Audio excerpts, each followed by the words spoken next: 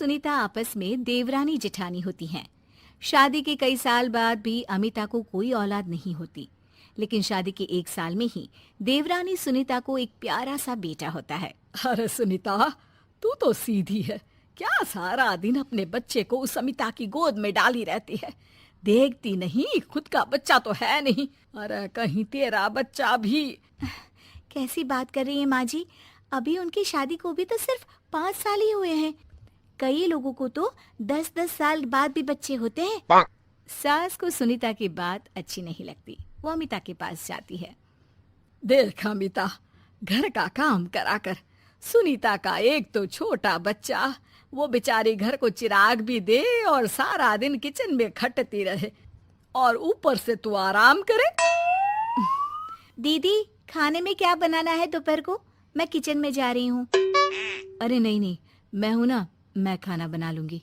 अरे खाना आप बनाएंगी तो मुन्ने को कौन पकड़ेगा? अरे तू पकड़ेगी, मैं पकड़ूंगी। भाई माँ ही तो मुन्ने को पकड़ती है। तू काम करे और ये मुन्ने के नाम पर आराम।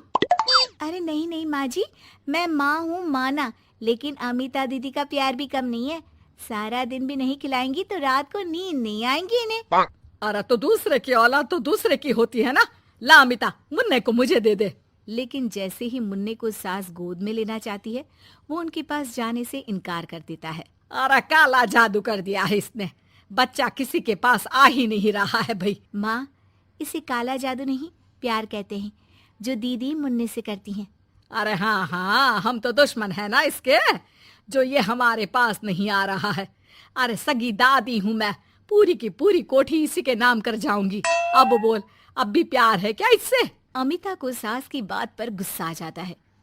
वैसे भी माँ जी, पूरे घर में यही एक चिराग है, तो आप इसे दे या ना दे, सारा कुछ इसी का है, चाहे वो मेरा भी क्यों ना हो। हाँ, अभी तो बड़ी जबान चल रही है, लेकिन जब घर पूरा इसके नाम होगा ना, तब पता चलेगा। अमिता और सुनीता दोनों ही मिलजुल कर रहती थी, इसलिए सास की बात का दोनों को ही बुरा ना लगता। मिलजुल कर काम करती और हंस खेल कर रहती। अरे बेटी, तेरी दोनों भाभियों ने तो मुझे साइड कर रखा है। अरे दोनों में इतनी पड़ती है कि मुझे तो डर लग रहा है, कहीं एक दिन ये दोनों मेरी बात मानने से इनकार ही ना कर दे। अरे तो खेल खेलो और दोनों को अलग कर दो, इस पे कौन सा गणित लगाना है माँ? हाँ, ये तो है। चल देख लेती हूँ मैं। अगले दिन सास धीरे से एक लाल पेन लेकर मुन्ने के बदन में लगा देती है और लोगों को बुलाकर हंगामा करती है। अरे देखो देखो, ये क्या हो रहा है मुन्ने के शरीर में? अरे ये क्या हो गया मेरे बेटे को? मैं अभी इसे लेकर डॉक्टर के पास जा रही हूँ। अरे ना दीदी, परेशान मत हो, मैं तैयार कर देती हूँ और कैब बुला लेती हूँ, बाद में ले जाइए आप इसे। अरे बेटा, तेरा है, वो क्यों ले जाएगी? वैसे भी ये डॉक्टर का नहीं, तांत्रिक का मसला है। किसी ने मुन्ने पर जादू करने की कोशिश की है, जिससे वो मुन्ने को मार ले। सुनीता ये सुनकर रोने लगती है। कौन मेरे मुन्ने को मारने की कोशिश करेगा माँ जी? नहीं, ऐसा कुछ नहीं होगा। सास अमिता की तरफ देखकर कहती है। अरे वही जिसकी खुद की औलाद ना हो। कैसी बात कर रही हैं माँ जी आप? मैं क्यों मारूंगी अपने ही बच्चे को? वो तो मेरे बेटे जैसा है। अरे बेटे जैसा है, बेटा तो नहीं है ना। वैसे भी मैंने तांत्रिक को फोन कर दिया है। थोड़ी देर में वहाँ तांत्रिक आ जाता है। भगवान भगवान भगवान भगवान, बच्चे की जान को खतरा है, खतरा है, खतरा है। इसके ऊपर किसी बांझ औरत ने काला जादू कर रखा है, रखा है, रखा है। लगता नहीं ये बच्चा कभी ठीक भी हो पाएगा, पाएगा। नहीं, मेरे बेटे को बचा लीजिए। अमिता दीदी, आप इतना गंदा सोचेंगी मुन्ने के लिए, मैंने सोचा भी नहीं था।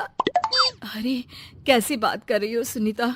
मैंने तो मुन्ने को माँ से बढ़कर प्यार किया, ये सोचो भला मैं ऐसा क्यों करूंगी? लेकिन बेटे के प्यार में पागल सुनीता सास की जाल में फंस जाती है।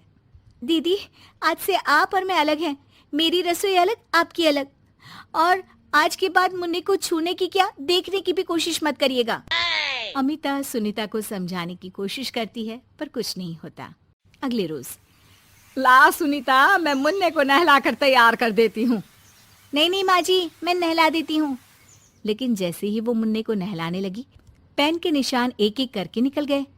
अरे माँ जी, ये तो किसी ने पेन से निशान बनाए थे, देखिए जैसे ही मैंने मुन्ने को नहलाया सारे निकल गए। अब अरे नहीं नहीं बहू, ये तो बाबा का कमाल है कि बच्चे के ऊपर से ये साया धुल गया। लेकिन ये क्या माँ जी, मुन्ना तो रोया ही जा रहा है, न खा रहा है न दूध पी रहा है, बस चाची चाची कर रहा है। अरे इतनी जल्दी उसका भूत नहीं उतरेगा इसके सर से, मार मार कर खिला। जी माँ जी। लेकिन सुनीता का बेटा जिसे अमिता से बेहद प्यार था, वो उसके पास जाने की जिद में ना खा रहा था ना पी रहा था। उसकी हालत बिगड़ती ही जा रही थी। हार कर एक दिन, माँ दीदी दिखाई नहीं दे रही है, क्या वो मायके चली गई है क्या? अरे क्या पता कहाँ गई, रुक बड़कू से पूछती हूँ।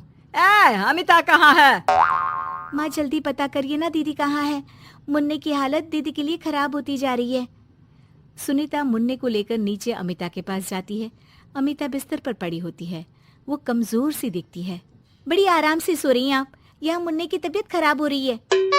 वो जैसे ही अमिता को छूती है, अरे दीदी ये क्या हो गया, आपकी तबीयत तो काफी खराब है।